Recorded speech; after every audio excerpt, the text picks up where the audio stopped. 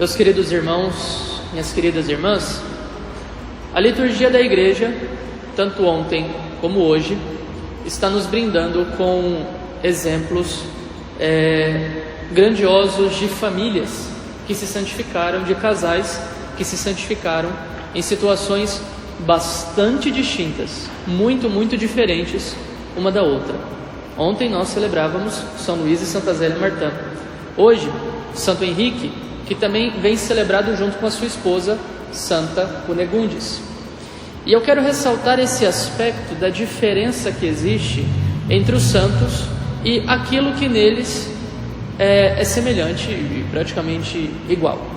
Uma vez o Padre Tony, Padre nosso aqui da Arquidiocese de Cuiabá, contando que pediram para ele fazer uma pregação sobre um santo a respeito do qual ele não conhecia, nunca tinha ouvido falar.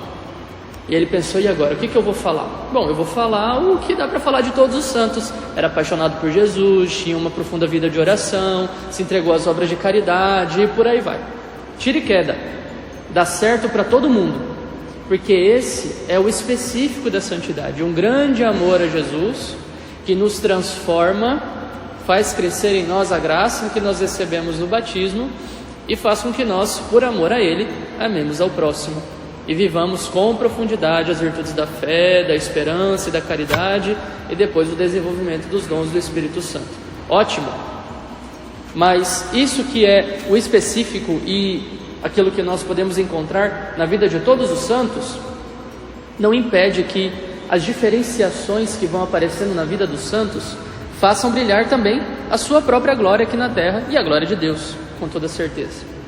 Ontem, em São Luís e Santa Zélia, nós poderíamos ver a glória de Deus manifestada num casal que teve 5 filhas que permaneceram vivas e todas elas entraram no convento e entregaram a sua vida para Deus no convento.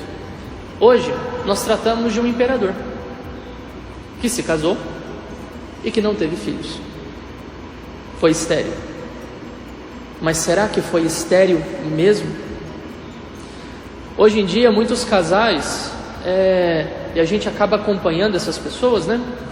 Muitos casais sofrem muito com a dificuldade de terem filhos. E às vezes se desesperam, ficam bastante angustiados, sofrem muito por causa disso. E têm a tentação de pensar que Deus os abandonou porque não está permitindo que eles tenham filhos. Na história de Santo Henrique e Santa Cunegundes, nós vemos justamente, através da infertilidade natural desse casal, a glória de Deus se manifestar. Como é que nós podemos trazer isso para o tempo presente? Tanto Santo Henrique como Santa Cunegundes, ambos foram criados com uma educação bastante esmerada e muito religiosos. Eles são ali da virada do 1º para o 2º milênio. Nasceram no finalzinho do século X e morreram no início do século XI. E foram educados por gente muito nobre, gente muito douta e gente muito santa, inclusive, ambos. Henrique foi educado para ser monge, para ser padre. Cunegundes queria, desde o início, consagrar a sua virgindade a Deus. Mas por uma questão de necessidade, resolveram se dar em casamento um ao outro e aceitaram. Alguns dizem que eles fizeram um voto josefino no dia do casamento por causa desse seu desejo, do desejo de Cunegundes de nunca ferir a sua virgindade. E outros dizem que isso é balela, que eles viveram frustrados porque perceberam que não poderiam ter filhos. Parece que o meio termo da história seja o mais correto, que de fato Cunegundes tinha esse desejo de permanecer virgem até o fim, mas se casando cedeu ao matrimônio e consumou o seu matrimônio. Só que quando eles perceberam que ela de fato era estéril, Henrique deliberadamente aceitou se abster de relação sexual com ela e eles viveram em casamento josefino até o fim da vida. Isso o paralisou? Não, muito pelo contrário. Eles fizeram com que a sua união e o seu casamento pudesse ser muito fecundo. Ambos devotados à oração, devotados à prática da caridade e particularmente submissos à vontade de Deus, Isso que é muito importante. Submissos à vontade de Deus e submissos à igreja e às disposições da igreja, fizeram crescer, na medida em que crescia o reino temporal, fizeram crescer o reino espiritual da igreja também sobre a terra.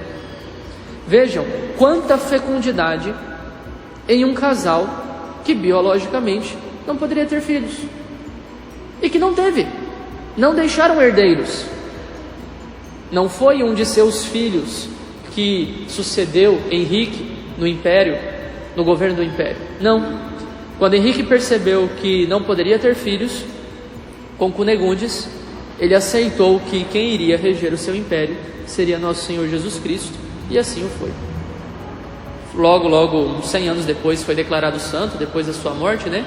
E também a sua esposa, e hoje eles estão enterrados juntos numa catedral que eles ajudaram a construir do lado de um castelo e que acabou virando sede de uma diocese depois, né?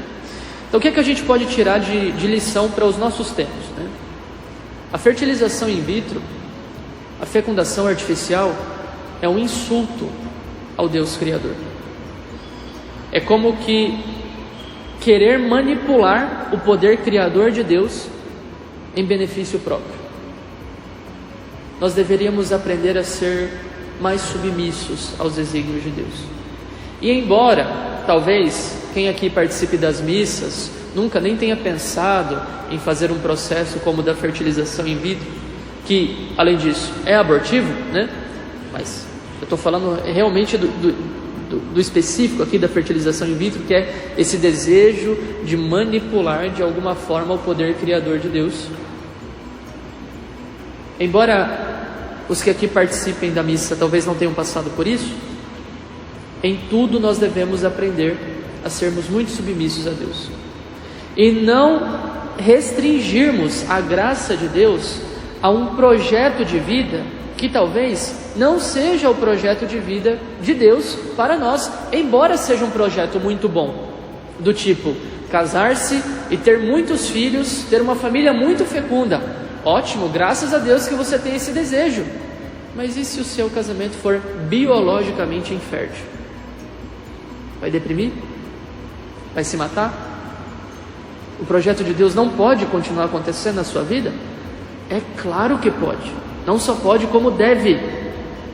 Porque nós precisamos ampliar esse conceito de fecundidade que nós temos gravados no nosso coração. E é uma fecundidade particularmente espiritual. Essa força de gerar vida espiritual nas outras pessoas, a vida da graça. Algo que é bastante próprio do sacerdote, que é fecundo justamente por causa disso, mas que todos podem também exercerem em suas vidas. Tomemos o exemplo de Santo Henrique e Santa Cunegundes, fiéis, esposos, santos, submissos à vontade de Deus, para que também nós aprendamos a sermos submissos à vontade de Deus, independentemente das situações concretas que acontecem na nossa vida. Em qualquer situação, nós podemos amar a Deus, entregarmos a nossa vida por Ele, confiantes de que Ele vai cuidar de todo o resto, porque Ele prometeu não nos abandonar jamais. E isso basta. Para quem tem fé, isso basta. Louvado seja nosso Senhor Jesus Cristo.